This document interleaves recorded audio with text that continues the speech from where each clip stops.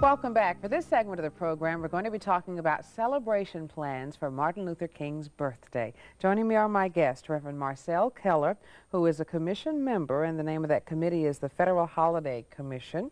Also, Reverend Fred Cloud, who is co-chairperson of the Martin Luther King Federal Holiday Commission, and Dr. James Haney, Committee on Publicity, Martin Luther King Jr. Federal Holiday Commission. Good morning, gentlemen, and welcome to the show.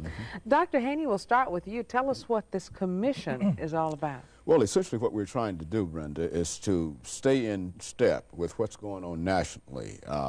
It has been the attempt on the part of the Federal Holiday Commission to organize throughout the nation the various cities so that we might be able to coordinate the celebration to make the second annual celebration one of the biggest celebrations that we've had up to date. And I think that in terms of what we're doing in Nashville here and calling on the various churches, the various social and civic organizations, I think that we're going to have a very successful celebration this second annual celebration. And I think that that is only appropriate since Dr. King was assassinated in this state and since he did quite a bit of work in the state of Tennessee.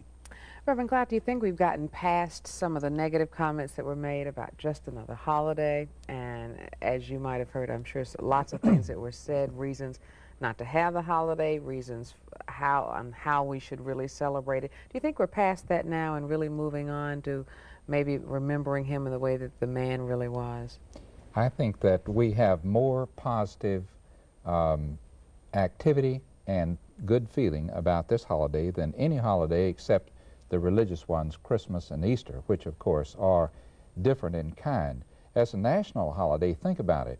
On Lincoln's birthday, Washington's birthday, the 4th of July, except for bicentennial, it's primarily a holiday, and we don't spend much time thinking about the event.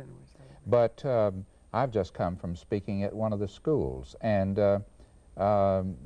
many ministers, Reverend Keller provided a list to the schools. Many ministers are speaking in schools. The children are interested.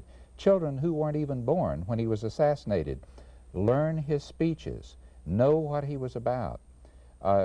Last year in our march, there were teenagers who were not born when he was assassinated, carrying placards, lifting up the ideals of freedom, equality, justice, peace that Dr. King stood for.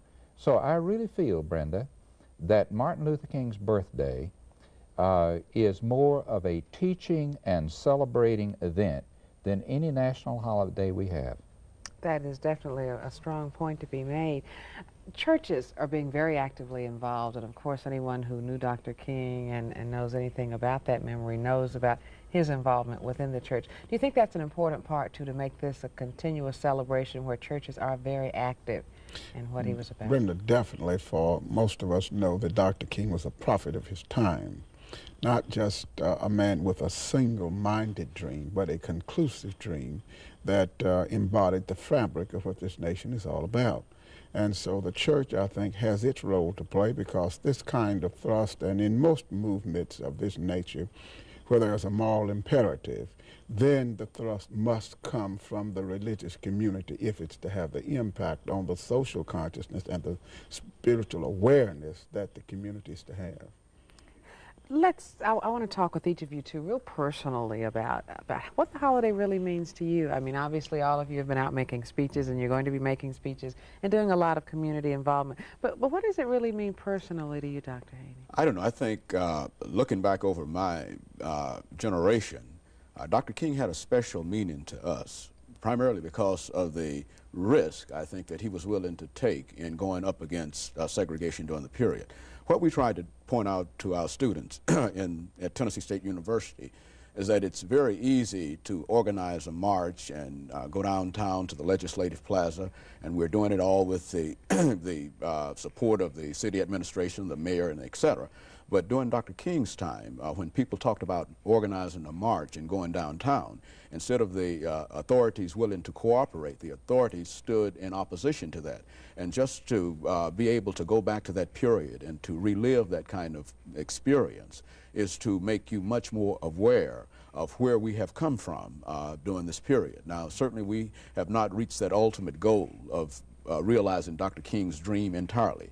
But in terms of the desegregation of public facilities, desegregation of the school system, the elimination of blatant racism that was part of that period, I think we've moved beyond that now, and I think that it's a very positive thing. Okay. And you, Dr. Cloud, Reverend Cloud. Dr. King was a person who incorporated, as Brother Keller said a moment ago, the American dream at its best. He was committed to freedom not only for the racial minorities, but for all people. One of the last marches that we participated in was the Poor People's March. Those of us who participated in it here were concerned, and we should be concerned today, Brenda, about the homeless, the poor, the jobless, the people who couldn't afford health care. And I feel that Dr. King elicits compassion from people because he saw that we're all in one nation together and that America can never be, and I'm sure he must have had an echo in the back of his mind of Abraham Lincoln. We can't be a free nation, half slave and half free, or half affluent and half poor, half privileged and half discriminated against. So I keep telling my friends and persons to whom I'm privileged to speak that Dr. King is not just a great black American, but he's a great American and a great human being. And there's one other thing that makes his message very relevant to me. I feel he's still out in front of us because our society, Brenda, is all too violent. Kids get Rambo modeled on TV, unfortunately, in the movies, and Dr. King lifted up a better way, a more excellent way, nonviolence. Instead of escalating interpersonal conflicts or intergroup conflicts or international conflicts. You remember he was a person who thought globally, and he was for world peace as well as intergroup peace. He is still out in front of us, and we need to study very seriously the methods and the philosophy of nonviolence. So I think that Dr. King is one of the persons that we need to have as a mentor for all of us who care about a free and open and just society. And to me, as a Christian minister, I consider it a great honor to be in the company of those who say, I've learned from Dr. King and I'm committed to the kinds of vision that he expressed and to try to draw others into this dream, because I think it's a health-producing dream and one that'll be good for all Americans. And to you, Reverend.